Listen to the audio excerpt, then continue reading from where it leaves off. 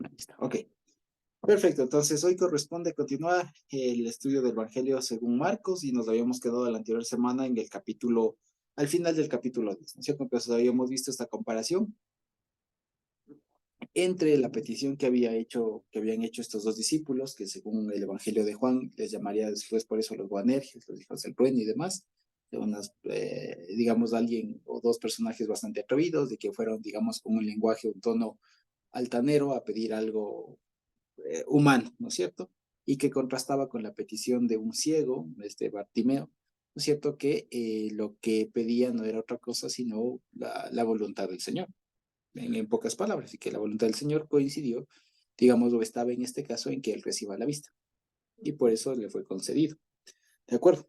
Eso básicamente. Ahora, antes de entrar a lo que Dios mediante veremos ahora, que es lo del capítulo 11, la denominada llamada, ¿cómo es? La llamada entrada triunfal. Ya, antes de entrar a ello, algunos datos nada más interesantes respecto de lo de Bartimeo, que la anterior semana lo vimos así al vuelo, digamos, ¿no? Eh, digamos primero que hay respecto del nombre de él, en el versículo 46 del capítulo 10, hay una curiosidad, digamos, porque Bartimeo, si ustedes se dan cuenta, dice hijo de Timeo. Entonces, Bar en arameo, no en griego, ni en hebreo, en arameo es hijo, significa hijo. Entonces, Bartimeo es hijo de Timeo. Entonces, cuando aquí dice Bartimeo, el ciego, hijo de Timeo, es simplemente una explicación seguramente para posiblemente los nuevos creyentes que de pronto no hablaban de todo el idioma, por así decirlo. Entonces, pero básicamente es una reiteración que se hace ahí. El Bartimeo no es otra cosa sino que hijo de Timeo. Por lo tanto, esta persona es alguien que, Timeo, hijo de Timeo. Por lo tanto, esta reiteración que se hace aquí, lo que nos da a entender es que es una persona sin nombre. O sea, una persona que, digamos que no, que como muchas otras, si se acuerdan de lo que estábamos viendo en jueces y demás, hay muchas personas que son muy importantes, pero su nombre no se recuerda por alguna razón. A diferencia, y creo que la razón en este caso es porque igual vuelve a hacer contraste con los dos discípulos cuyos nombres sí se dice. A diferencia, por ejemplo, del pasaje que vamos a leer, Dios, el Señor también escoge dos discípulos para que vayan a ver el pollino, pero no pone sus nombres. ¿Ya? En cambio, aquí, lo de la petición esta de Juan y Jacobo, ponen los nombres. Pudo haber dicho simplemente dos de sus discípulos, o alguna cosa así, pero ponen el nombre al contraste del ciego Bartimeo, hijo de Timeo, Bartimeo es eso, ¿no? El ciego, hijo de Timeo, cuyo nombre, digamos, no se termina de conocer, ¿sí? Bartimeo entonces no es un nombre per se, si se quiere es del apellido, el hijo de Timeo, ¿ya? Eso básicamente. Luego, en el versículo 47 hay una cuestión que digamos es un poco gramatical y que si lo explicamos de una manera gramatical tiende a confundirse y a perderse el asunto. El problema, digamos, y es un tema un poco geográfico. Uno de los nombres del Señor Jesús mientras estuvo aquí en tierra, se le suele decir esto de Jesús de Nazaret, ¿cierto? Jesús de Nazaret, y de ahí esto de aquí que ponen Jesús Nazareno, ¿no es cierto? Primero, y por qué digo que es una cuestión geográfica, porque no se ha logrado encontrar como tal una ciudad denominada Nazaret.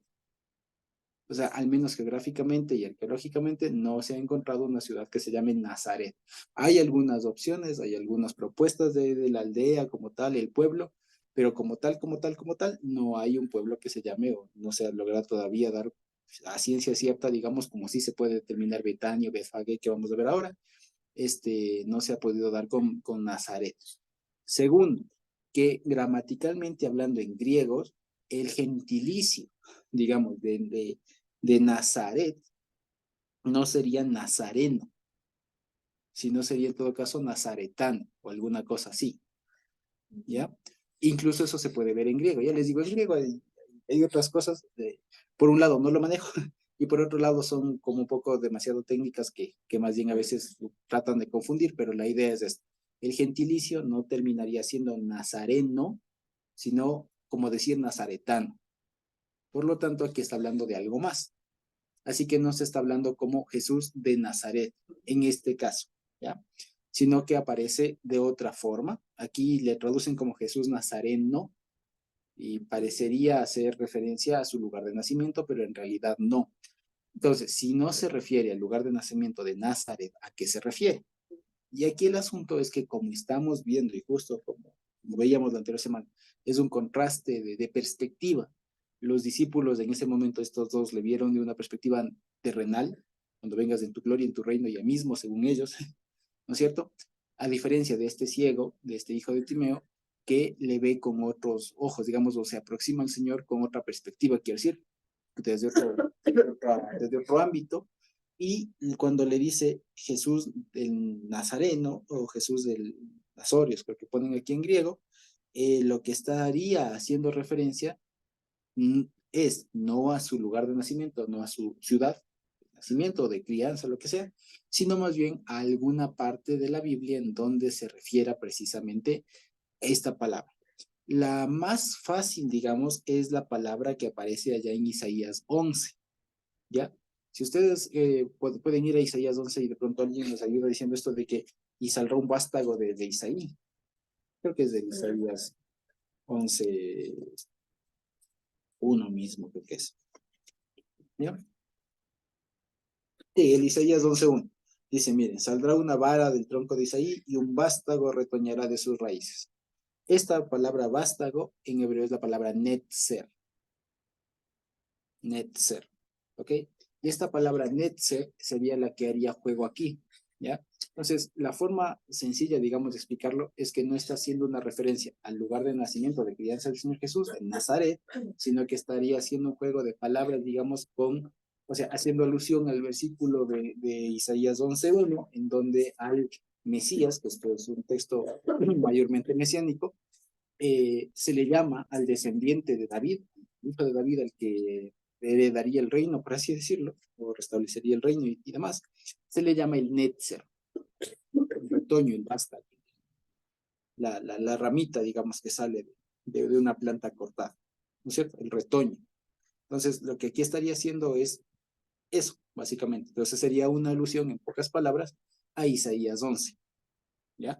Esta idea se refuerza con el título que le da, porque aquí en nuestras traducciones, en el versículo 47, ponen así, al menos la Reina Valera que yo tengo, ponen Jesús, hijo de David, ten misericordia de él. Sin embargo, en griego aparece al revés, de una forma inusual. Aparece diciendo, hijo de David, Jesús. ¿Ya? Lo cual digamos, estas formas de decir fulanito, hijo de, y el nombre de alguien, digamos, era la forma común, ¿ya? Entonces, Jesús, hijo de fulanito, digamos, o Simón, hijo de Jonás, por ejemplo, ¿ya? Fulanito, hijo de fulanito, o sea, Isaac, hijo de Abraham. Esa era la forma de llamar normalmente. Salomón, hijo de David, ¿ya? Exacto, José, hijo de Manuel. Tal. Pero resulta que aquí en este versículo 47, pueden verle de pronto en algunas otras traducciones que lo pongan así, pero en griego aparece al revés y eso llama la atención. Diría el ciego, lo que estaría clamando en voz alta, diría, hijo de David, Jesús. Entonces, el hecho de que el ciego refiera primero el apelativo de hijo de David, o sea, como descendiente de David, y más que hijo de David, como tal, el que lleva el ADN de David, lo que está haciendo referencia es al heredero, aquel que Dios prometió allá, si no estoy mal, en 2 Samuel 7, puede ser, cuando Dios le promete, le hace la promesa a David de que de sí saldría el rey, de que de él, de que David saldría el rey, un hijo suyo nunca faltaría en el trono y todo lo demás. Esa promesa se entendió no solo como Salomón, sino como una promesa mesiánica, ¿ya? Entonces, en el ideario judío quedó esta idea de el hijo de David, no como alguien realmente, digamos, o más allá de que sea del linaje de David, o sea, que descienda, que sea tatara nieto de David, ¿ya? Sino que el apelativo hijo de David era sinónimo de el rey legítimo, básicamente. ¿Sí me explico? ¿Ya? Entonces, cuando dice aquí hijo de David, Jesús, entonces, más allá de hacer referencia a que sea o no, digamos, descendiente genealógicamente de David, ¿no es cierto? Lo que está haciendo referencia es que, al menos así como le entendía la gente, le atribuían el título del rey legítimo. Ese es el asunto. Entonces, hijo de David, entiéndase como decir el rey legítimo. el legítimo rey. ¿Ya? Eso básicamente. Entonces, como que estás apelando entonces a la categoría de rey, el único que existe, eh, digamos, al Señor Jesús, ¿sí? Entonces, no es como un apellido, Jesús, hijo de David, ¿no? Sino que está haciendo el ciego al revés, justamente porque arriba le ha dicho, o el redactor pone, que Jesús Nazareno. Entonces, para que ustedes vean que se conecta con la idea del vástago de David, del Netzer David, sería en hebreo, Netzer David, es lo mismo que decir Ben David, o sea, hijo de David, ¿ya? Es lo mismo, ¿sí? Eso básicamente. Y que es una alusión en pocas palabras a Isaías 11:1, en donde se anuncia o se entiende que el Mesías, el rey, etcétera, va a ser descendiente o va a ser el que se encargue de materializar, por así decirlo, la promesa que Dios hizo a David respecto del reinado. Eso básicamente. ¿De acuerdo? Esas son pocas palabras. ¿Sí? Luego, otra curiosidad que también había ahí, ¿ya? Es en el versículo 51, que en la Reina Valera le traducen como el que el ciego le dice mi maestro, ¿ya? Y sí y no, digamos, sí y no. Sí es maestro, digamos, en algún sentido, pero el asunto es que ahí no dice maestro como en otros momentos le suelen decir al Señor y traducen maestro, que es como la palabra de didáscalos, que suele venir de didasque, como de enseño. Sino aquí parece una palabra en arameo que fue transliterada al griego, y la palabra es riboní, ¿sí? Estaría diciendo riboní, o sea, mi ribón. Y ribón no tiene mucho que ver con la palabra de rabino ni nada, tienen tal vez la misma raíz, pero sí tiene que ver con, digamos, ribón tiene que ver con alguien que es un maestro, un dueño de algo, el que gobierna de alguna manera, ¿sí? Así que cuando él le dice riboní, le estaría diciendo mi señor, ¿sí? Más que maestro. Le está diciendo mi señor, mi amo, el dueño, el que es grande, pero en sentido de posesión, de dominio, ¿sí? Eso, y como les decía, esta forma de cómo él se refiere al Señor Jesús, decirle Riboni, o sea, mi Señor, mi amo, mi dueño, si se quiere, como diríamos hoy, mi patrón, alguna cosa así, pues contrasta con cómo los discípulos antes se han acercado a él, básicamente, claro, ahí sí le dicen maestro, en el sentido de profesor, alguna cosa así. Entonces, dista de, o sea, lo que quiero decir es el episodio está redactado para contrastar. Entonces, los discípulos se presentan de una forma un poco arrogante y acá el otro no. Y así se genera el contraste. Eso en términos generales, digamos, las cosas que quería comentarles y que creo que quedaron, que la semana pasada no se pudo hacer por cuestión del tiempo.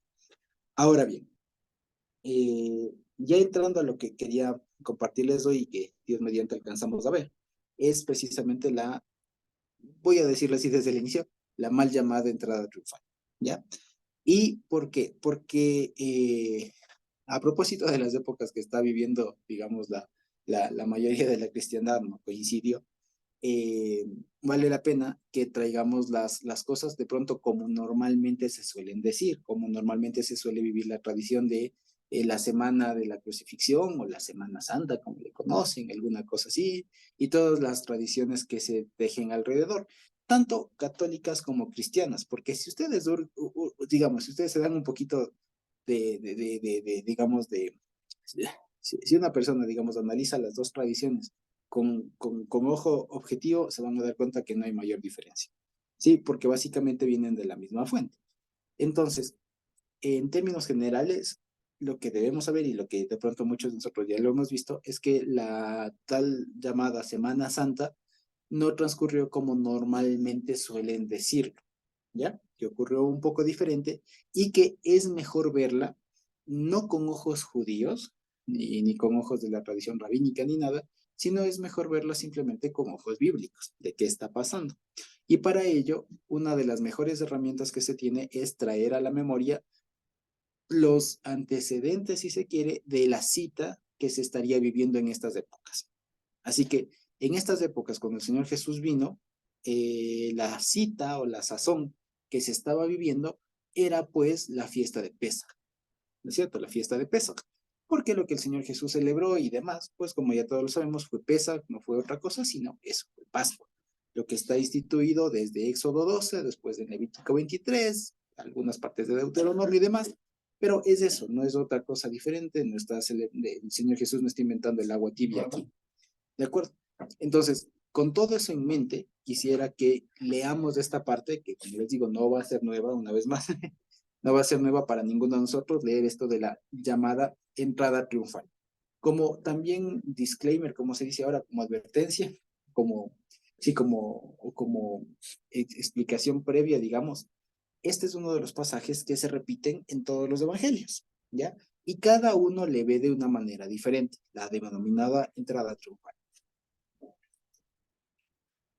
Y creo que están ligadas dos hechos al menos, la denominada entrada triunfal y la denominada limpieza del templo. Son dos hechos que están unidos, ¿ya? Porque aparentemente el uno pasó enseguida del otro. O sea, Jesús entra a Jerusalén y enseguida hace la limpieza, entre comillas, del templo. Y cada uno de los evangelios lo ve de manera diferente, ¿de acuerdo?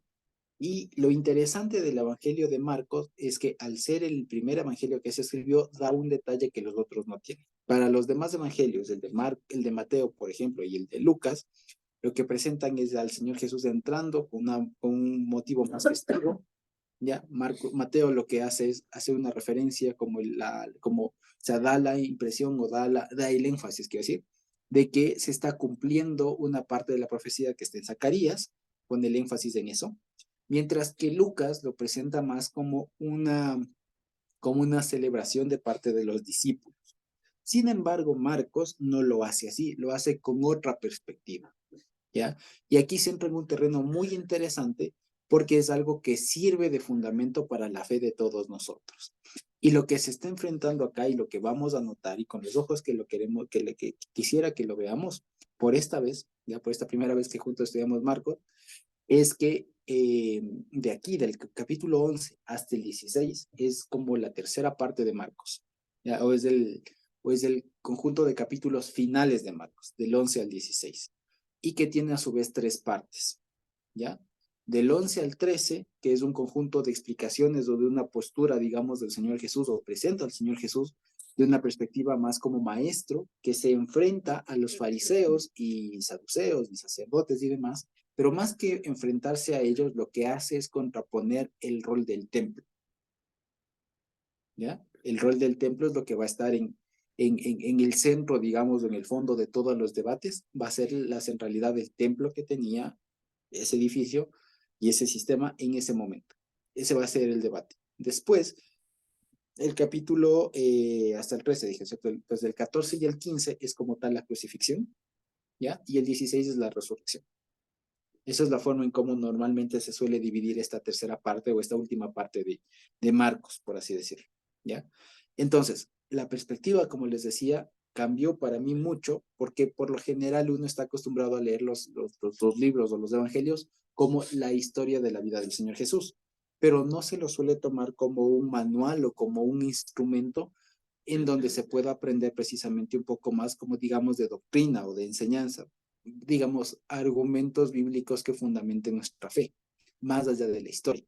O sea, por lo general los evangelios suelen ser como que, sí, Jesús enseñó tal cosa y se entiende algo así, pero no, como que no se le da, o al menos yo le he sentido así, no se le da realmente el peso de que son las palabras del Señor Jesús respecto de algún tema. O sea, Pablo pudo haber dicho lo que sea, pero por últimas, digamos así, por decirlo así, ¿no? O sea, Pablo pudo haber dicho muchas cosas, pero por último aquí estaríamos leyendo las mismísimas palabras del Señor Jesús.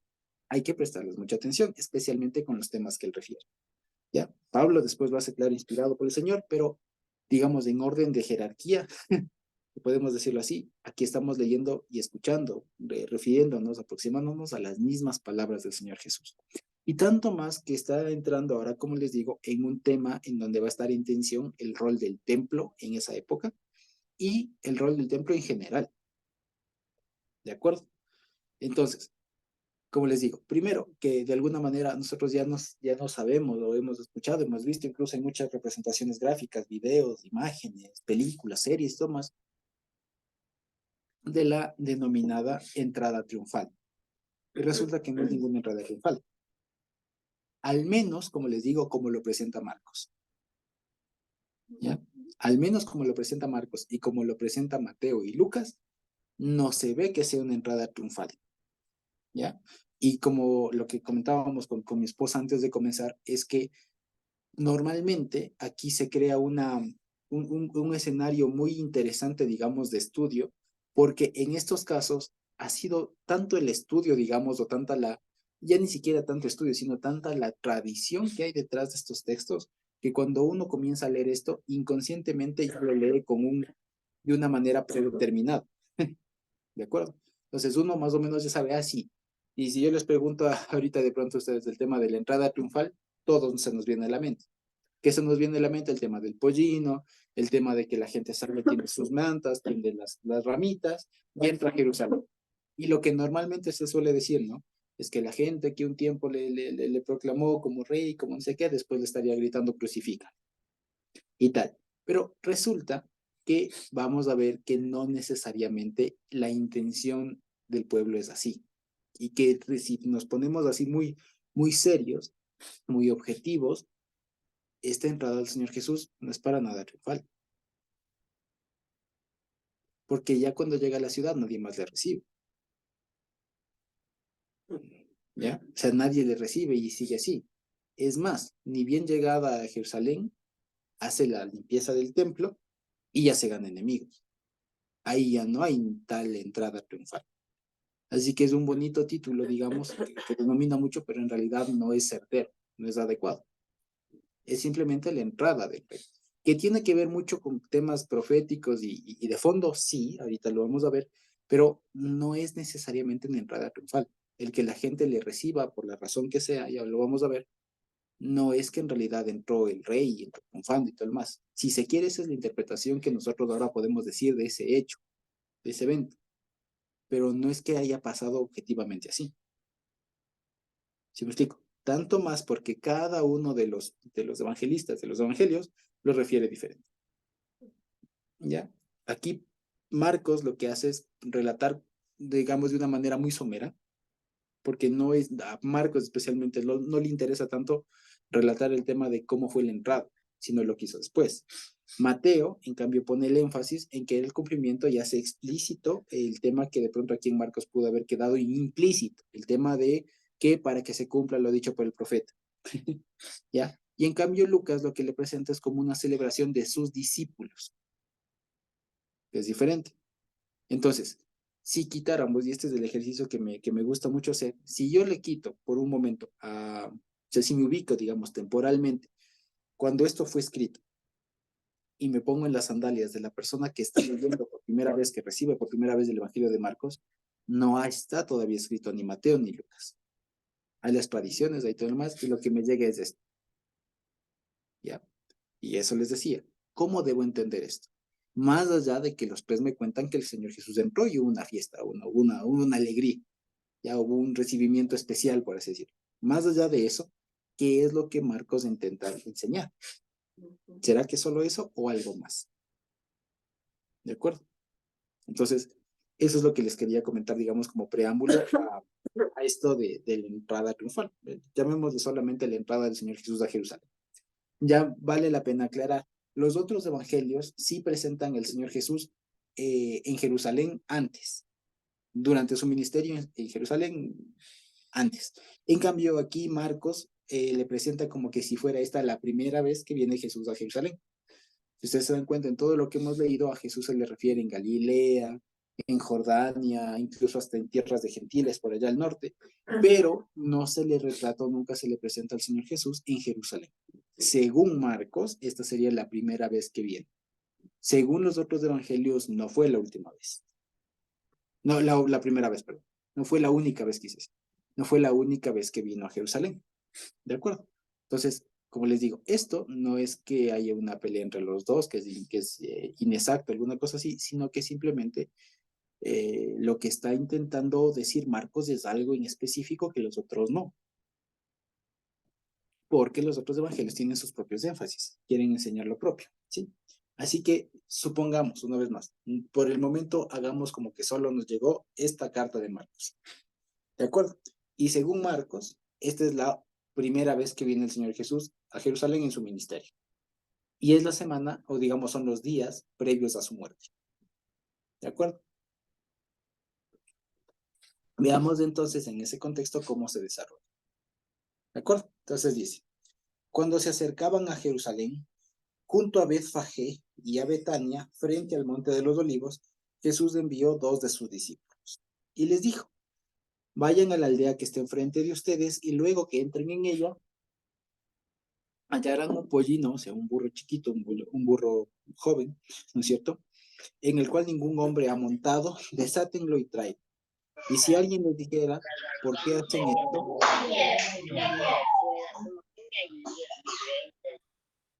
Ok, y si alguien les dijera, ¿por qué hacen esto? Digan, el Señor lo necesita y que luego lo devolverá.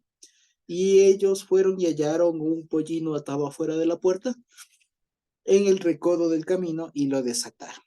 Y uno de los que estaban allí les dijeron, ¿qué hacen desatando el pollino? Ellos entonces le dijeron como Jesús había mandado y los dejaron. Y trajeron el pollino a Jesús y echaron sobre él sus mantos y se sentó sobre él. También muchos tendían sus mantos por el camino y otros cortaban ramas de árboles y las tendían por el camino. Y los que iban delante y los que venían detrás daban voces diciendo, Hosana, bendito el que viene en el nombre del Señor. Bendito el reino de nuestro padre David que viene, Hosana en las alturas. Y entró Jesús en Jerusalén y en el templo, y habiendo mirado alrededor todas las cosas, como ya anochecía, se fue a Betania con los 12. ¿De acuerdo? Ahora, situación geográfica, digamos, de todo esto, estamos ya en las proximidades de Jerusalén. ¿Sí? Jerusalén. Ahora, todo esto está pasando junto, o digamos, hay una perspectiva del monte de, digamos, aquí hay algunos puntos geográficos que vale la pena decir, ¿sí? Permítanme ver si es que puedo encontrar un mapa y les comparto de Jerusalén en tiempos de Jesús, ¿ya? Para poder ver. Vean. Mm,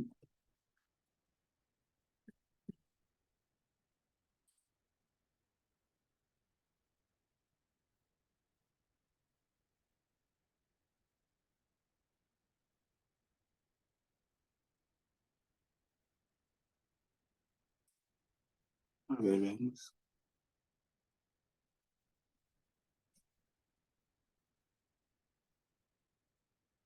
Ok, esta puede ser.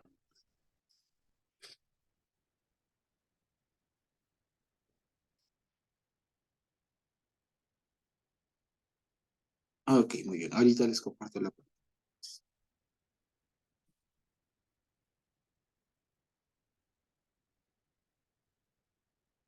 Muy bien, ahí lo estamos viendo, ¿cierto? Entonces, fíjense ustedes. Esto ponen a plano de la ciudad de Jerusalén y ahí lo ponen, ¿no? El este al arriba, norte, oeste, sur. Ahora, fíjense ustedes. Aquí hay un asunto.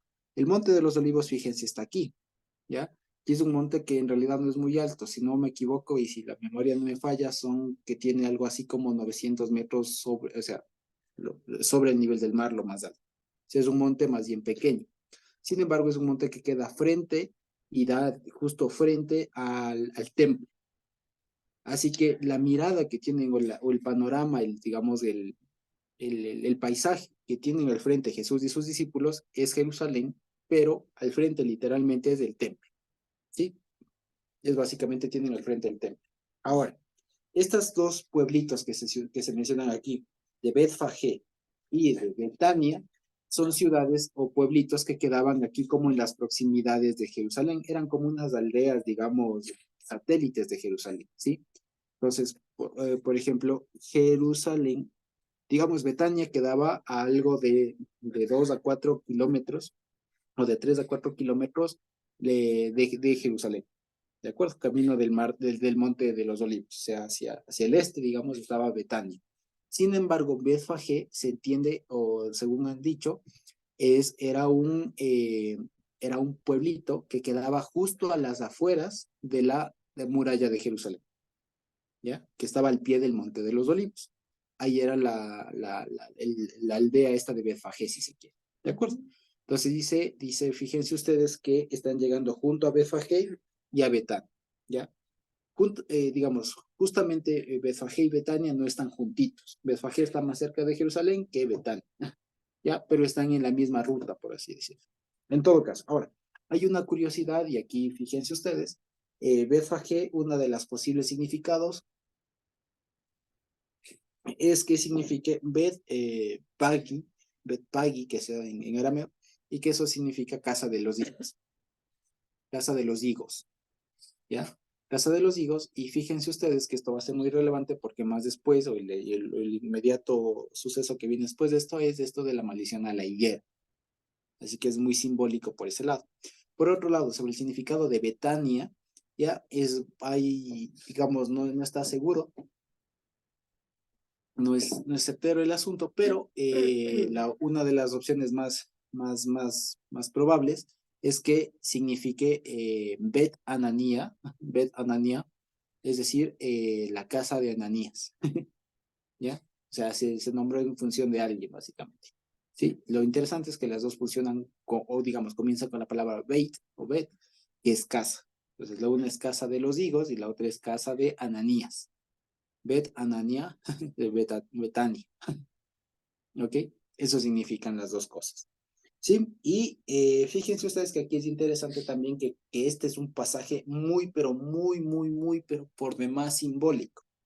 Así que por eso les decía, este pasaje, al menos como lo presenta Marcos, está hecho no para novatos, por así decirlo. O sea, no está hecho para entenderlo a partir de su literalidad y tal.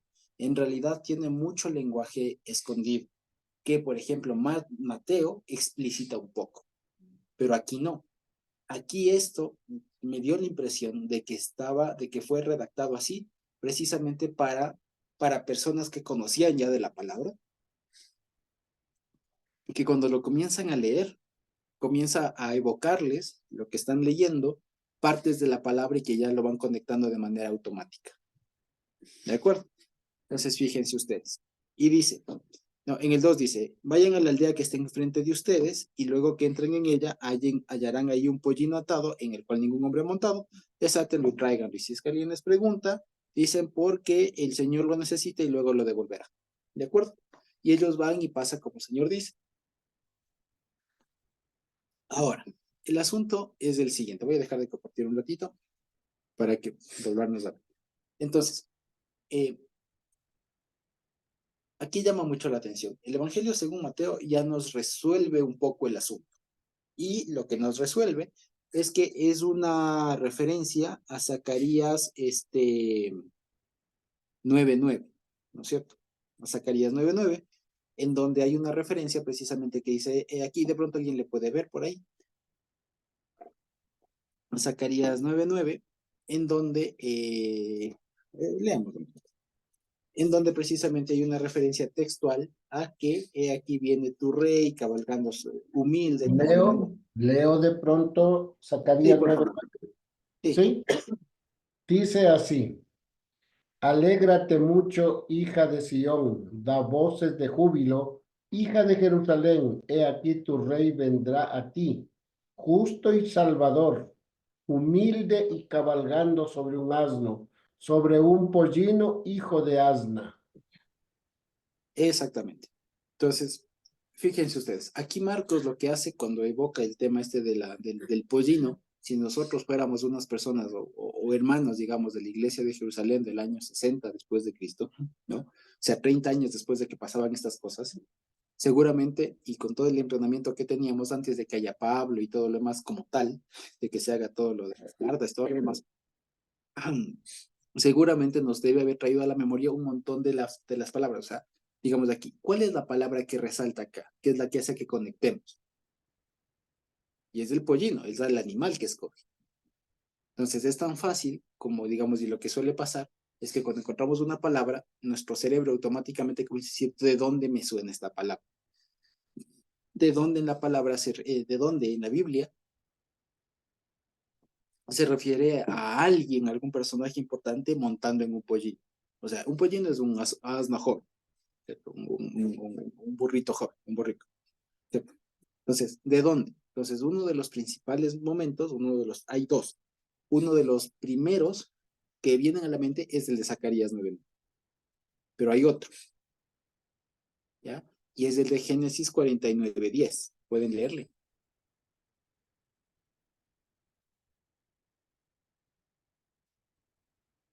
Génesis 49:10.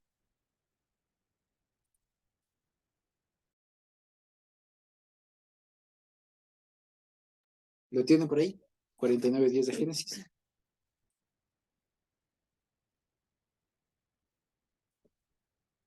Leo, Josué. Por favor. Y puedo leer. 49:10 de Génesis. Sí, a ver, hermano Genita, ya lo tiene. Gracias. Dice, no será quitado el cetro de Judá, ni el legislador de entre sus pies, hasta que venga Silo, y a él se congregarán los pueblos. El siguiente. El El 11 también. 11. Está atando a la vid su pollino, y a la cepa el hijo de su asna. Lavó en el vino su vestido, y en la sangre de uvas su manto. Muy Sus bien. ojos, Hasta ahí. hasta Sí, ahí. sí, muchas gracias, hermano Genita. Entonces, fíjense ustedes. Una de las formas de entender el versículo este de Zacarías 9:9, que dice, aquí tu rey viene cabalgando, humilde, pero cabalgando sobre un asno, sobre un tal. Una de las formas de entender es que eso se inspira a su vez en Génesis 49. Así que, ¿a qué hace referencia estos dos pasajes? No hace falta ser teólogo. Lo que está haciendo referencia es que la figura del rey, el rey legítimo de Israel, va a tener una característica, un distintivo, y es que va a venir cabalgando sobre un pollino, sobre un asno, ¿de acuerdo? Ahora, nosotros, fíjense ustedes, hay una cuestión. En nuestra imagen, y eso, ¿se acuerdan que lo vimos en algún momento cuando veíamos de jueces? Nosotros, en nuestra ideología, en nuestro imaginario, la figura, ¿con qué animal relacionamos a un rey? Caballo. Un caballo. Jamás se nos ocurriría relacionar a un rey con un burro, o un burro joven. Jamás. Y el asunto es porque aquí está haciendo referencia precisamente digamos, está haciendo referencia a aquellas primeras menciones, está haciendo una referencia muy, muy antigua.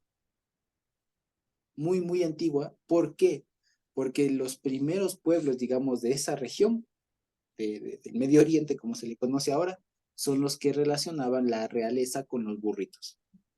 ¿Se acuerdan que cuando veíamos jueces lo decíamos?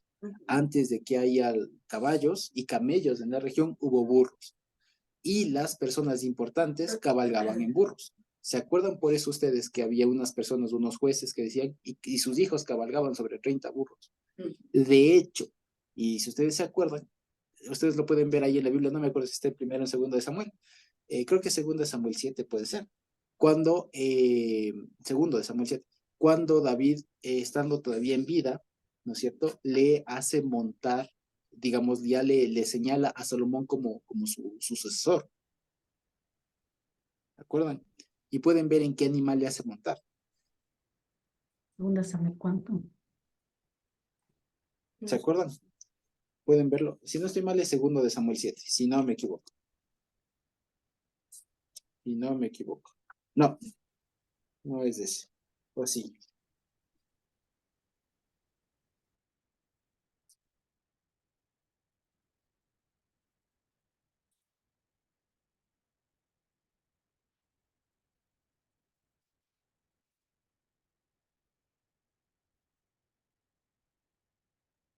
No, es primero de Reyes 2.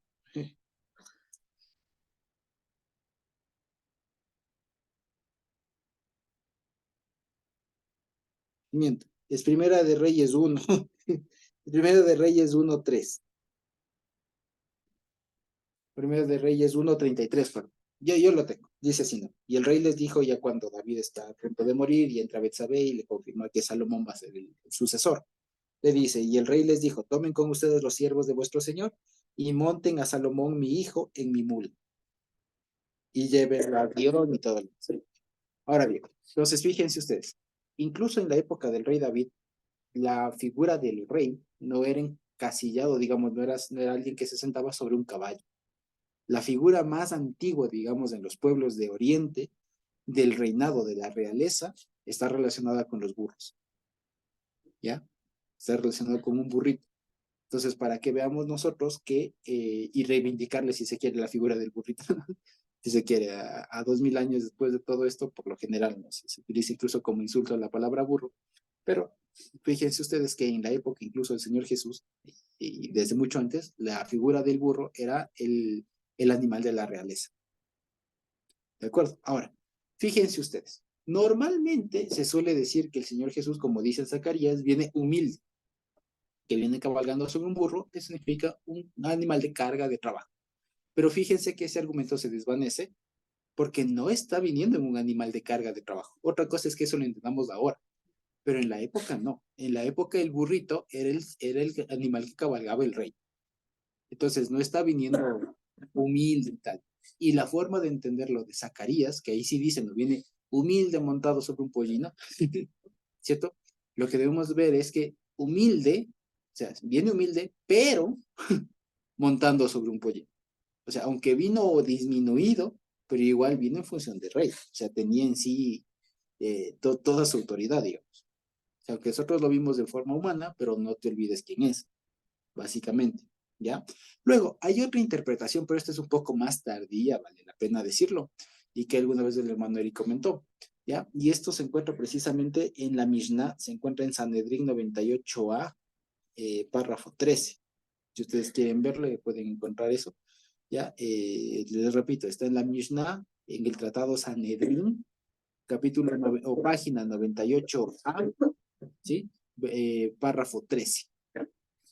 ¿Sí? Otra vez, Mishnah, Sanedrín 98a, párrafo 13. Ahí qué dice, ahí se recuerda un diálogo, un debate que tienen unos sabios, unos rabinos, y dicen a la final, dice, bueno, ¿cómo es esto de que, según Daniel, el Hijo del Hombre, el Mesías, dicen ellos, viene cabalgando sobre las nubes? Pero en Zacarías dice que viene montado sobre un pollino. ¿Cómo es esto? ¿Cómo se entiende? ¿Viene sobre las nubes o cabalgando sobre un pollino? Y la respuesta le dice, no, lo que pasa es como entendieron ellos en su momento. Dice, lo que pasa es que si el pueblo de los judíos, dicen ellos, si los judíos son dignos, están dignos, están bien, digamos, están sin pecado, viene sobre las nubes. Pero si es que el pueblo está pecaminoso, no está bien, viene cabalgando sobre un pollino. ¿Ya? Eso es lo que quiere decir. ¿Ya? Eso es lo que ellos entendieron en su momento. Vale la pena decir esto, que estos comentarios son posteriores a estos pasajes de la Biblia, digamos. No es que esto es antiguo al Evangelio, es de hecho posterior, ¿ya? Y lo que me pude dar cuenta de muchas cosas de esto, incluso, por ejemplo, el comentario de uno de los más famosos comentaristas del medioevo, de los judíos, del famoso Rashi, ¿ya? Es que, por ejemplo, cuando él comenta la parte de Zacarías 9:9, él exclusivamente, o sea, se hacen como, me dio la intención como que se hace loco, ¿ya? De comentar algo, y en realidad que podría haber dicho mucho, porque es un pasaje bastante mesiánico y demás, pero no lo hace y simplemente se refiere y dice, en la época del segundo templo no hubo nadie que haga esto. O sea, en la época después de los judíos, ese pasaje les trajo muchos problemas por la cantidad de judíos que creyeron en el Señor Jesús y que se daban cuenta que era evidente que ese pasaje hablaba de él. Y que después todo el pueblo judío y comentaristas y demás trataron simplemente de negar lo obvio. Y les cuesta hasta ahora negar y se inventaron un montón de cosas después. Ahora, volviendo acá, como les digo, fíjense que todo esto no está escrito aquí, o sea, no se extrae literalmente del texto. Es un metalenguaje que se está hablando. Es un lenguaje más profundo. Y ya les digo, ¿por qué se conecta esto? Por la palabra pollino. La palabra pollino es la que nos conecta con Zacarías. Y Zacarías nos conecta con Génesis. Y ahí nos damos cuenta que en realidad lo que el Señor Jesús está haciendo es un recorderis, está haciendo una remembranza de algo que fue establecido desde un mismísimo principio. ¿Ya? Es eso. Y que olvidémonos que el Señor Jesús vino aquí humilde y tal. Sí, vino, digamos, con lo necesario, pero nunca dejó de su autoridad, nunca dejó su esencia de rey, por así decirlo. ¿Ya? Eso es lo que viene. Ahora, hay una característica que tiene este pollino, o dos. La una, que le van a encontrar atado, ¿ya? Y la segunda, que es un pollino sobre el cual nadie ha montado, ¿ya? Y esto, ¿qué idea nos da?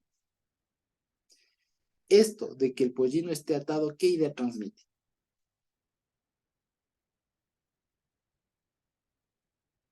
Y es algo muy, muy sencillo, ¿ya? Para que no pensemos mucho. O de pronto alguna cosa. El hecho de que esté atado significa que tiene dueño, que tiene dueño. O sea, que el pollino no es de él y va a estar prestado. Sin embargo, fíjense ustedes, es algo interesante, porque el pollino, o sea, el burro, lo que significa entonces, vamos así, el pollino no es del Señor Jesús, es prestado. Algunos incluso dicen que esta figura, apelando a que el Señor Jesús les dice, no, si es que alguien le dice, ¿qué están haciendo? O sea, se están robando, les digan, no, el Kyrios del Señor lo necesita, después te devuelve. Eso significa que lo que estaría haciendo, algunos dicen, es que estaría ocurriendo una incautación por parte del rey. El rey viene y dice, necesito eso tuyo, por un momento, ya te lo devuelvo. Pero no es robo, es un préstamo forzado. Es un préstamo forzado, ¿no es cierto? Entonces es una incautación que está pasando ahí. Y si eso es así, es decir, que sea como sea, el burro, el animalito, no es del Señor Jesús y que después se lo devuelve, ¿qué simboliza eso? Porque nótese que, por ejemplo, en Apocalipsis, después se le refiere al Señor Jesús cabalgando en un caballo blanco. ¿Qué es eso? Ahora les diríamos, aquí en la primera venida, el Señor Jesús vino caminando, cabalgando sobre un burro. En Apocalipsis se le refiere al Señor cabalgando sobre un caballo. ¿Qué es ese contraste? El asunto, fíjense ustedes, el caballito, el digamos del animalito sobre el que monta, vendría siendo una referencia al reino. Al reino, exactamente. Aquí se presentó o se montó sobre un burrito y era un reino terrenal. Entonces, fíjense ustedes, la simbología. Aunque el reino al que estaba entrando, a la Jerusalén terrenal que estaba entrando, parecía que no le reconocían y todo así, aún en todo y eso, él era el que gobernaba sobre todo eso, o sobre el que, digamos, aún sobre eso, él tenía su dominio y lo va a demostrar en adelante, ¿ya? Sin embargo, después lo tiene que devolver, porque ese no es su reino. A diferencia, después en Apocalipsis, viene ya con su caballo blanco, ya cabalgando, que significa el reino eterno, la Jerusalén terrenal, el celestial, perdón. Entonces hay un contraste. Exactamente. Entonces, si bien el burrito es un animal de la realeza, en el imaginario más antiguo, ¿ya? No deja de ser un animal terreno, ¿ya? Lo que está simbolizando aquí el Señor Jesús es dando a entender que sí, el Señor Jesús era el rey, el legítimo rey aún de ese sistema, pero que ese sistema no sea, o sea, pero que él no venía a esa realidad, sino que el trabajo del Señor Jesús trascendía lo de aquello. Por eso tiene que devolver, ¿ya? Porque si no diría, no, el Señor lo necesita para siempre y de aquí en adelante el Señor Jesús va montando en burro.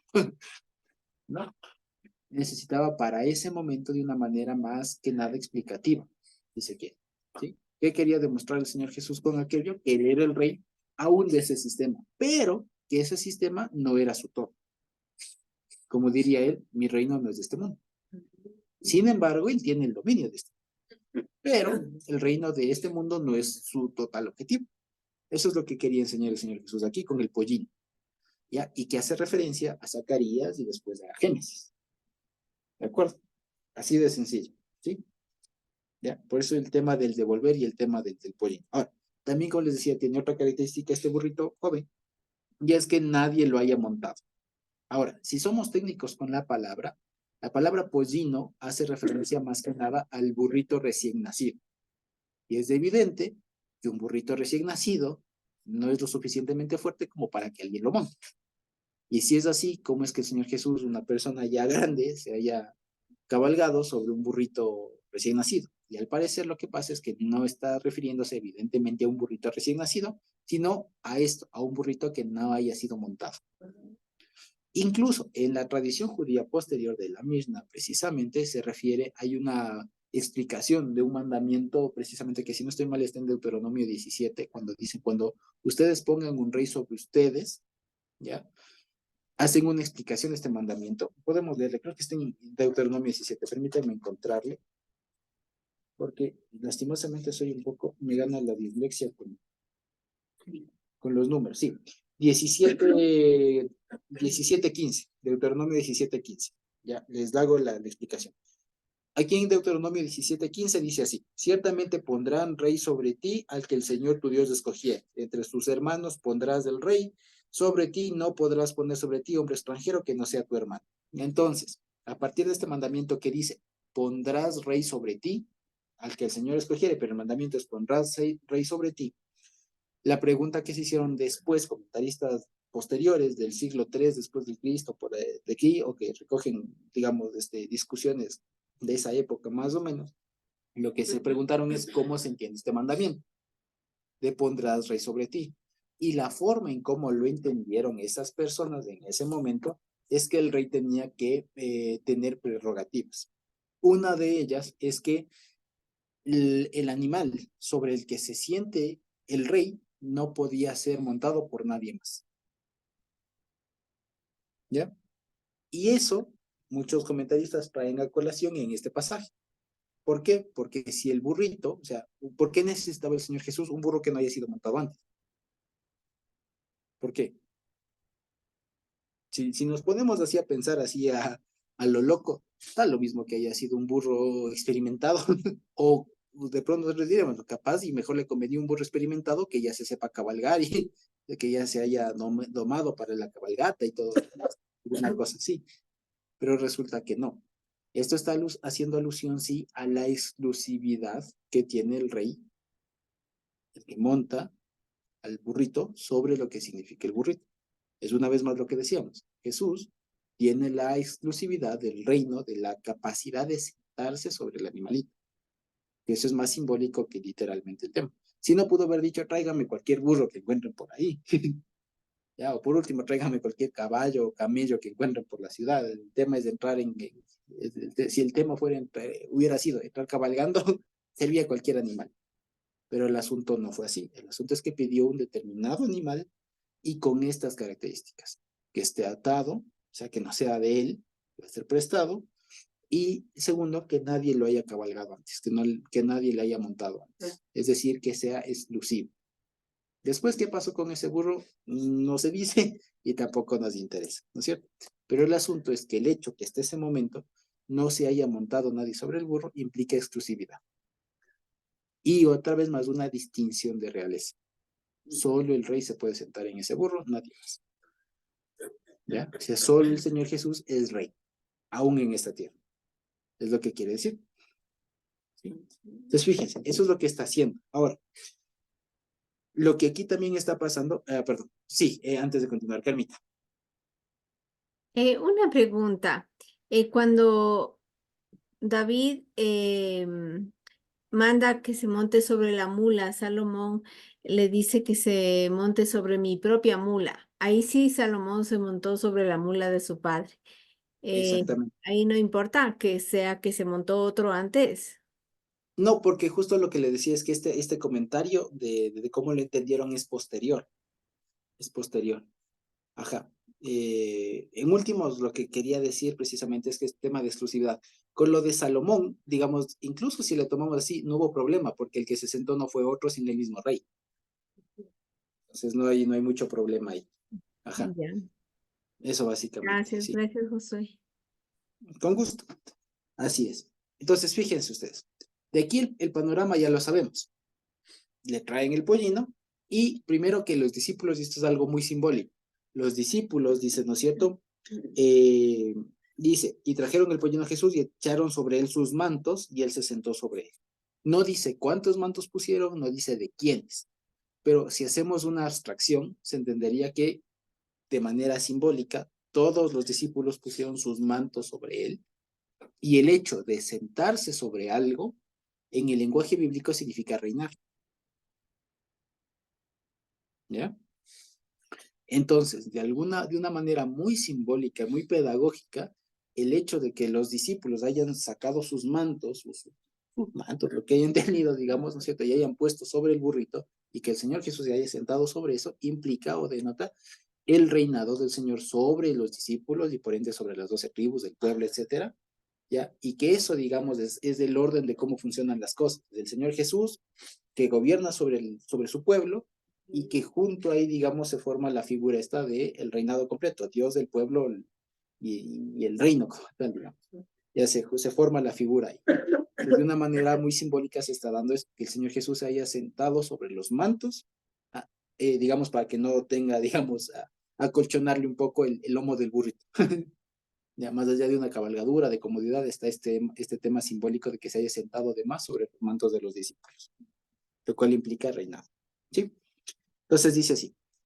Y muchos, y esto que sigue, que es lo que da pie a que se le denomine la famosa entrada triunfal, ¿no es cierto? De que vienen muchos con sus mantos, dice el versículo 8. También muchos tendían sus mantos por el camino y otros cortaban ramas de los árboles y las tendían por el camino. Y los que iban adelante y los que venían detrás daban voces diciendo, Hosana, bendito el que viene en el nombre del Señor, bendito el que viene, el reino de nuestro padre David que viene, Hosana en las alturas y todo lo demás. O sea, esta algarabía de las personas, ¿no es cierto? Es lo que ha dado a entender que le estaban recibiendo al Señor Jesús precisamente como rey, pero no necesariamente. Aquí hay una cosa que normalmente se suele comentar en el ámbito de raíces hebreas y que me ha costado encontrarlo en realidad y que no le puedo encontrar todavía. Si de pronto alguien de ustedes lo tiene, sería buenísimo para poderlo revisar. Pero lo que se suele decir así de una manera que yo no le puedo encontrar todavía es que, primero, que esto hay que sacarnos de la cabeza, porque si yo les digo, ¿qué día está pasando eso? Esto, posiblemente nos dicen así, de memoria decimos domingo, porque domingo de Ramos, ¿no es cierto? Por la tradición, y que es lo que les decía antes. Pero si somos mucho más específicos, no pudo haber sido domingo, ¿ya? Y ahí sí, cuando se hace un estudio en paralelo con los 4 evangelios, nos damos cuenta que en realidad eso está pasando un sábado. Y en la referencia, en la cuenta de los días, considerando que el Señor Jesús murió un miércoles, ¿ya? Murió un miércoles, y haciendo la cuenta para atrás, el día en que estaba entrando el Señor Jesús es un sábado, y además es un sábado 10 del mes de Nisan, un sábado 10 de Aviv. Entonces, ¿qué significa o qué pasaba en el 10 de Aviv? Según Éxodo y según la Biblia, era el día en el que se escogía el corderito o chivo para, para sacrificarlo después en Pascua. ¿Sí? Entonces, primero hay que sacarnos de esto de Domingo de Ramos, porque no fueron ni Ramos, debería en todo caso ser Domingo de Ramos y Mantos, pero solo se hace referencia a los ramos por alguna razón, y no fue así, Ramos y Mantos, y segundo, no fue ningún domingo, ¿ya? Si hacemos bien las cuentas, comparando los 4 evangelios, nos damos cuenta que esto estaba pasando un sábado, era un Shabbat que estaba entrando el Señor Jesús, y que estaban celebrando que lo que en la mente de la ciudad estaba, era la selección del cordero que iban a sacrificar unos días después de Pesaj. 4 días después se sacrificaba el cordero de Pesaj, ¿no es cierto? Esa era la sazón. Ahora, lo que les decía hace un ratito, en el ámbito de raíces hebreas se explica mucho que en realidad lo que hubo fue una confusión, porque según cuentan aquellos, no lo he podido encontrar, como les digo, es que en esa época lo que se hacía es que si bien cada familia, cada persona tenía su animalito, ¿ya? Y tenía que hacer todo esto, había uno en específico que era el que presentaba, como decir, como que el que presentaba el templo tal, y que lo que hacía la gente era recibir con fiesta, con algarabía, ese corderito, y lo que el Señor Jesús habría hecho es, por decirlo así, ¿no? Colarse en esa celebración, y la gente lo que salía a recibir no era al Señor Jesús, sino al corderito este de Pesaj, y que él como que se mete en eso y en realidad la gente termina por error celebrando la entrada del Señor Jesús y no del corderito de Pesaj. Sin embargo, como les digo, los evangelios no cuadran con eso, porque Marcos no habla de tal cosa de Pesaj ni de nada. Incluso aquí, por ejemplo, no se nota Marcos, no recoge esta oposición que tendrían los fariseos, que sí relatan Mateo y que relatan Lucas, ¿ya? No la recoge, simplemente dice que el Señor Jesús entró con algarabía y ya está con unos aclamaciones y demás, de Osana y todo lo demás, pero no relata la oposición. Mateo sí las recoge. Esa diría que tus discípulos se callen y todo lo demás. Y en Lucas también recoge esa oposición. ¿De acuerdo? Y esa oposición es lo que da pie también para que algunos sostengan esto de que en realidad estaría entrando el corderito de Pesaj. Sin embargo, hice una revisión un poco más exhaustiva esta vez y no lo pude encontrar. Esa referencia de que se hacía como una fiesta en específico de entrando el corderito de tal, el día 10 y todo lo más, no lo hay. No lo encontré. Sin embargo, sí encontré algo que creo que es más significativo que eso. Y es lo siguiente. Ustedes se acuerdan, y digamos, y esto sale, y esto brotó por la ubicación geográfica en donde está pasando esto. En el versículo 1 del capítulo 11 nos ha dicho que esto está pasando en el Monte de los Olivos. Ahora, el Monte de los Olivos en el Antiguo Testamento se menciona, entre otras, en dos ocasiones principales. La una es en Zacarías 14, del 1 al 5, básicamente, ¿ya? Que hace referencia precisamente de que cuando venga el Señor, el Mesías, el Monte de los Olivos se va a partir. Zacarías 14, del 1 al 5, ¿no? Que hace referencia, como decía, del Monte de los Olivos, que se parte, que se hace al lado, tal. Y la otra referencia aparece en 2 de Samuel, capítulo 15, versículo 30. ¿Ya? Y aquí hay una cosa. Resulta que esto, si bien lo de Zacarías hace referencia a una venida de que el Señor Jesús pone que el Señor, Dios, pone sus pies ahí en el Monte de los Olivos y consecuencia de eso se parte y todo lo demás, hace una referencia a la venida del Rey. ¿Ya? Sería un evento mucho más interesante. Sin embargo, hay otro, que es el de Samuel, que es un contraste con lo que estamos viendo ahora. Ahora lo que estamos viendo es la entrada del Señor Jesús. Dicho en pocas palabras, la entrada del Rey. ¿Ya? La entrada del Rey y cómo le recibe. Cómo es recibido aquí en tierra la gente. Cómo le recibe la gente. Sin embargo, si vamos a leer toda la historia de 2 de Samuel 15, nos vamos a dar cuenta que es todo lo contrario. Si ustedes leen, y ahí les dejo de tarea, que lean todo lo que antecede a 2 de Samuel 15, o sea, el 14, y además 16 en adelante de 2 de Samuel, nos vamos a dar cuenta que es el episodio en donde Absalón se subleva, el hijo de David.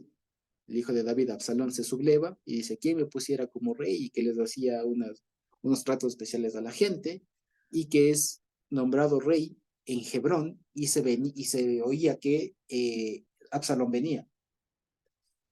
Le llega la noticia a David de que Absalón, su hijo, está siendo proclamado como rey, y David no tiene más remedio sino que huir.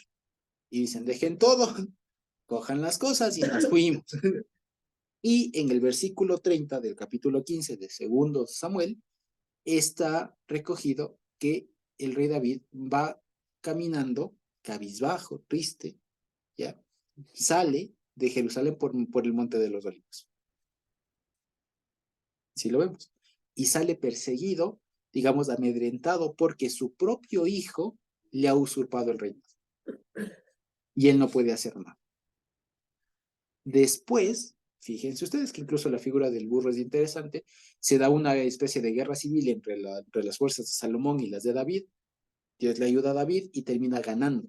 Y ahí se cuenta que Absalón montaba también sobre un burrito, sobre una mula, ¿ya? Sobre una especie de estas, digamos, de la familia de los burros, pues.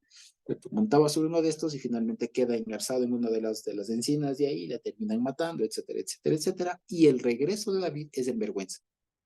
Regresa David a Jerusalén cabizbajo, triste, callado, al punto que el general Sabia, creo que es, le dice, oye, ¿por qué sales?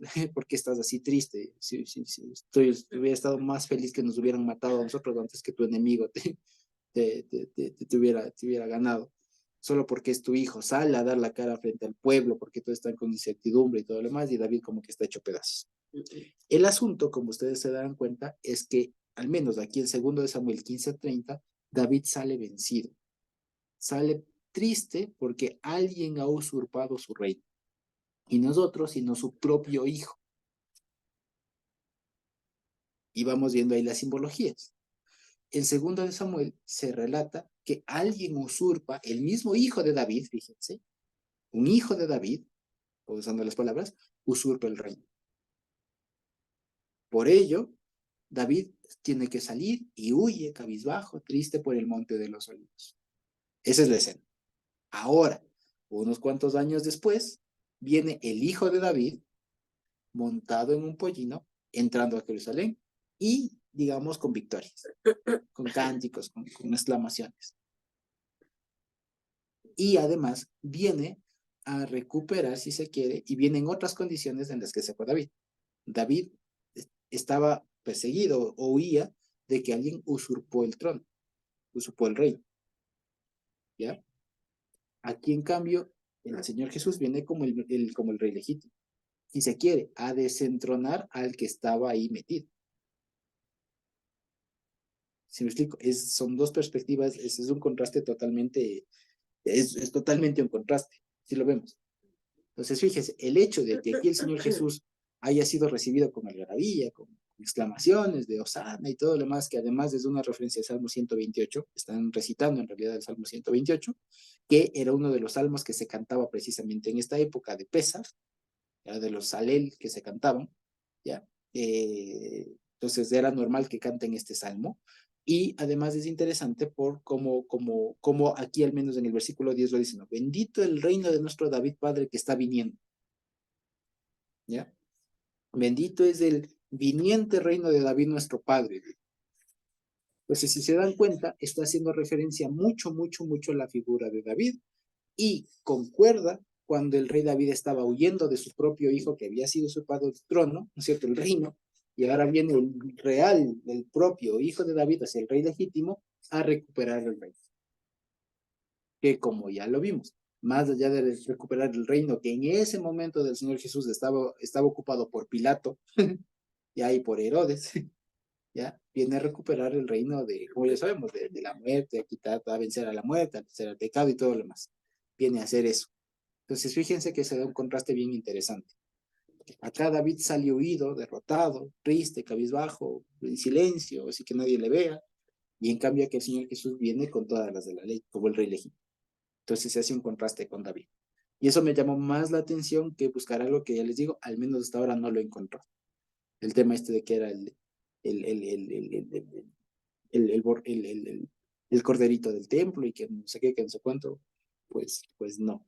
Lo que sí es interesante es que para esa época, acuérdense que Pesaj precisamente era una de las citas, o es una de las citas de peregrinación, en las que según en tiempos del templo y demás, estaba ordenado que todo hombre migre hacia allá. ¿Se acuerdan ustedes? Estaba escrito así, tenían que hacerlo. Entonces, había una ordenanza y por eso, y esto sí es cierto, como todo el pueblo o mucha gente venía de los exteriores, en las afueras del templo se puso un lugar, digamos, en donde se quemaba o se hacía el ritual de la vaca roja, porque toda persona que entraba al templo tenía que estar purificada. Entonces, en las afueras de Jerusalén había un lugar en donde se asperjaba a las personas con las aguas de la vaca roja, de las cenizas de la vaca roja, y con eso entraban. Y ese era un ritual, digamos, que se hacía más o menos por estas épocas. No específicamente el 10, pero sí se hacía en estas épocas, para que toda la gente que siga llegando pueda ser limpiada por el agua de la vaca roja, como estaba escrito, y puede entrar así tranquilamente al templo. Ya, aquí el Señor Jesús se salta eso, evidentemente. No lo hacen ni los discípulos. Entra directamente, ¿ya? Así que puede ser que incluso haya sido una coincidencia con la recibida del montón de gente que venía migrando, digamos, para esa cita. Y que entraban así con ramas todas. Ahora, también hay un problema, porque hay algunos que sugieren que en cambio esta fecha, o sea, que esta recepción del Señor Jesús y por la referencia a las ramas y demás, no haya estado ocurriendo estrictamente cerca de Pesaj. Algunos sugieren, pero es muy complicado, pero igual vale la pena decirlo, que por la referencia a las ramas y todo lo demás, la cita o la sazón en la que haya estado llegando haya sido en Sucot, en tabernáculos, no en la semana de Pesaj. Y que en realidad lo que pasó es que pasó mucho tiempo allí en Jerusalén, pero se recoge como que lo más importante, dicen algunos. Esto parece un poco improbable, ¿ya? Porque como están relatados los 4 evangelios, es que esto pasó muy pronto y el Señor Jesús entra ya para dar su vida, digamos. Sí, sin embargo, hay algunos que sugieren eso.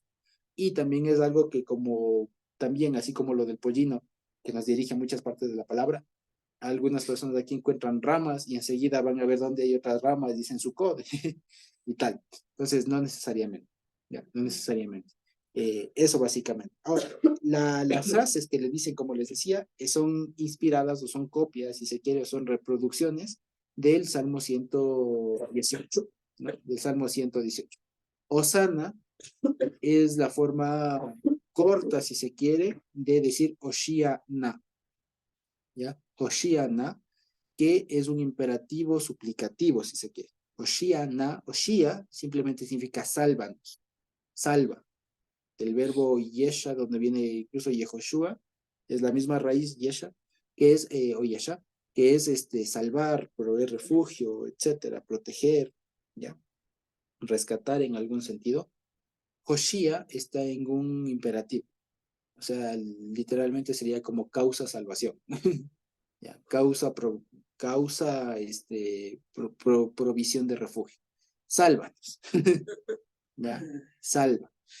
Y el na, la partícula na, es un implorativo, que puede ser, es un imperativo, pero también es implorativo, porque puede, según el contexto, significar ahora, como una orden, así de ya, ahorita, como también un por favor o por piedad. Y esto evidentemente es más una ruega, una súplica, un ruego, una súplica, que significaría, Shiana, salva por favor. Salva, te suplicamos, alguna cosa así. Salva, por favor. Entonces, lo que aquí estaba diciendo Oshana, Oshiana, ¿ya? Si bien parece que están haciendo un lujo y todo lo demás, o una algarabía, digamos así, una fiesta, lo que están recitando en realidad es un clamor del pueblo de sálvanos, por favor. Sálvanos, por favor. Sálvanos. Bendito el reino de nuestro Padre que viene. Bendito el que viene en el nombre del Señor. Bendito el que viene. Lo que están recitando el Salmo es eso, que hace referencia a la venida del Rey y que más que nada es un imploro, ¿cierto? Es una súplica a que el Rey le salve. Es eso. Entonces, más que una fiesta de que llegó el Rey, ¡ay, sí! Tal, lo que están haciendo es una súplica, por favor, Dios salve. Ellos seguramente no estaban conscientes de eso. Posiblemente lo que lo hacían era porque esos salmos se recitaban en esa época, ¿ya? Y salieron a recitar eso y tal. Y seguramente recitaron algunos otros. Aquí nos recogen que es el más importante, por así decirlo, ¿ya? Y hace referencia, como les digo, a la venida del Rey, a la función efectivamente que el Señor iba a venir haciendo, ¿ya? O sea, hagámonos cuenta que no es que eran los únicos salmos que se sabían en la época, seguramente recitaron otros, porque les digo, el Salmo 118 es de los de Halel, si ustedes van a ver, casi desde el Salmo 110 hasta el 120, hasta el 120 antes de que comiencen los cánticos de los ascensos o de las gradas, etcétera, son Halel. Van a ver ustedes que son Halel.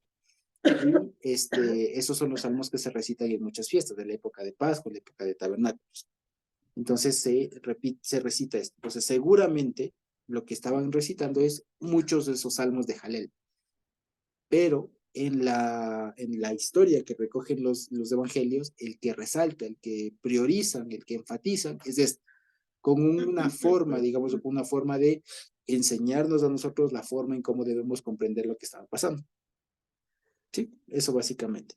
Y aquí contrasta mucho con los otros evangelios, porque según los otros evangelios, ni bien llega el Señor Jesús a Jerusalén, primero por eso les decía, no fue una entrada triunfal, porque llega a Jerusalén y a nadie le recibe. Ya nadie más le recibe, así que fue una cosa ahí muy, muy específica de eso, por eso es que posiblemente Lucas dice que todos los que hicieron la algarabía fueron sus discípulos. No la gente y tal como tal, sino los discípulos de él, que seguramente había gente que le conocía, fueron los que hicieron la algarabía. ¿Ya? En Lucas dice así, en Mateo dice que fue la gente de los pueblos y todo lo demás, pero en Lucas dice los que en realidad hicieron, o sea, según Lucas lo que diría es, sí, salió un montón de gente, pero los que salieron no era gente, eran sus discípulos, la multitud de sus discípulos, ¿ya? Sea como fuere, hubo el ¿ya? Lo que les decía es que aquí difiere, y esto ya Dios mediante lo vemos la siguiente semana, es que según los evangelios, Mateo, Lucas, lo que está pasando acá, digamos, lo que inmediatamente sigue a que Jesús llega, ¿no es cierto?, a Jerusalén, es que entra al templo y hace el tema de virar las mesas, y ustedes han convertido la casa de oración en cueva de ladrones, y tal. Y después de eso viene el tema de la maldición a la higuera. Aquí Marcos no. Marcos presenta primero la maldición a la higuera, la limpieza del templo, y después de que vuelven a pasar por donde la higuera y ven que la higuera está sin frutos. Y esto ya lo vamos a ver la siguiente semana, Dios mediante, porque vamos a ver que lo que está pasando acá es lo que les decía. El Señor Jesús está haciendo un contrapunto al templo, al sistema del templo, y el mismo hecho de que el Señor Jesús venga y se presente o entre hasta Jerusalén montado en un burro, diciendo aquí viene el que manda, ¿no es cierto? Es precisamente un contrapunto contra el templo, contra todo ese sistema, diciendo esto se va a caer, esto ya no funciona, de aquí en adelante van a cambiar las cosas, ¿ya? Y eso es lo que va a significar. La higuera, en pocas palabras, vendría significando el templo y todo ese sistema, ¿ya? Que es el que nunca más iba a dar frutos, ¿ya? Muchos dicen que es el pueblo y demás. La higuera, en este caso, es el templo, que es lo que nunca más va a dar frutos, y le maldijo, entre comillas. Y como les digo, aquí contrasta mucho, eso me encantó verle así, porque aquí nos damos cuenta que el evangelio, o sea, los evangelios como le conocemos, que normalmente, como les decía en un inicio, se enseña o se aproxima a uno como una mera historia, en realidad son un libro teológico bien profundo y bien fuerte que nos permite entender un montón de cosas, que después Pablo nos facilita en su lenguaje un poco entender las cosas, pero aquí está el fundamento de mucho, y tanto más porque fue dicho por el mismo Señor Jesús, en un lenguaje un poco encriptado, medio codificado, pero está ahí, ¿sí? Y, como les decía, aquí, según Marcos, entra, fíjense ustedes, en el templo, en el 11, ¿no? Entra en el templo, mira todas las cosas, y como ya anochecía, se regresa a Betania con los 12. Fíjense ustedes. Pero, si ustedes leen en Mateo y en Lucas, explica que no, ni bien entrando hace todo el tema del virar las mesas, y después va a lo de la maldición de la higuera, que también se recoge en los dos evangelios, pero es diferente. Aquí me llamó mucho la atención que este tema de la higuera, primero le maldice y después pasan y le ven seca, ¿ya? En el centro queda este tema, según Marcos, el tema del templo, ¿no? El tema de la limpieza del templo y tal. Entonces, eso básicamente. Entonces, aquí llama mucho la atención esto de Jesús, porque le presenta a Jesús de una manera más real, o sea, como rey, quiero decir. Porque fíjense, el Señor Jesús llega el primer día, le reciben, se bajaría del burrito, habría hecho, como diríamos, un tour en burro por Jerusalén hasta el templo, que estaba más o menos cerca, ¿no es cierto?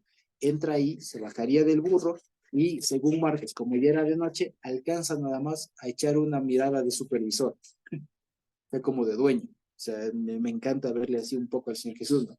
De que llega, y no como los otros que llega inmediatamente a voltearlas, que también tiene su significado, pero según Marcos es mucho más sobrio, por así decirlo. Llega, era casi de noche, llega, ve todo, o sea, como que inspecciona todo, como que toma asunto de la cosa, toma nota de la cosa, se va a descansar y al otro día regresa y hace todo el tema, ¿sí? Entonces, este tema de que dice, habiendo mirado, dice, y habiendo mirado alrededor todas las cosas, entonces este tema de que el Señor Jesús haya mirado, en realidad no es como que dijo, ahora sí, ya vi, me voy.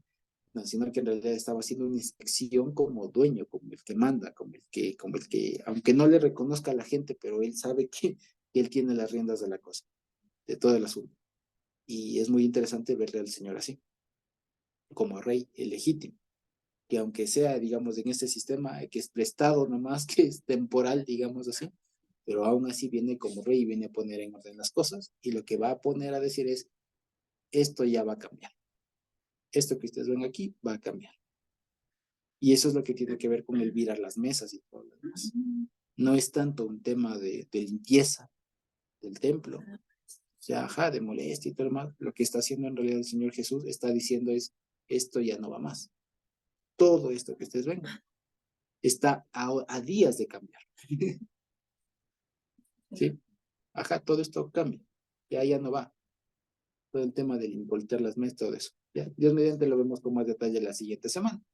¿Sí? Así que si podemos de la siguiente semana quedar pendientes, digamos, del versículo 12 al 26, ¿no es cierto? Sería interesante que lo podamos ver y nos ayudar un montón para analizar lo que corresponda ya Dios mediante la siguiente semana que continuemos Marcos, si Dios no viene antes. ¿Sí? Entonces eso precisamente de la así llamada entrada triunfal, que como tal, no es tan triunfal porque ya en Jerusalén nadie más le recibió. Nadie más le recibió y quedó ahí, digamos. Y aparentemente los que habrían sido los que le hicieron todo el jolgorio eran los discípulos mayormente. Los discípulos y la gente que le conocía al Señor Jesús antes que el pueblo como tal. La gente, los habitantes de Jerusalén y tal. Ajá. Eso básicamente. Sí. Dicho eso, quizá tenemos alguna pregunta por ahí, algún comentario, y si no, podríamos ir terminando la grabación por hoy.